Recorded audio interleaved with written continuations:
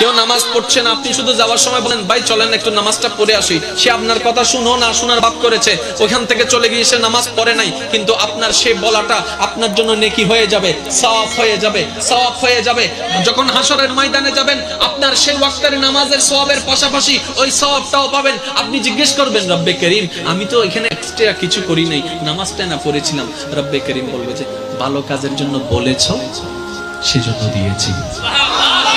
আল্লাহ আমার ভালো কথা তো সে শুনে নাই, সেই দিন সে আমার কথা পাত্তাই দেয় নাই, বাট তোমার বলা দরকার ছিল, তুমি বলেছিলে, তোমার বলা দরকার ছিল, তুমি বলেছিলে, বাস তোমার দায়িত্ব শেষ।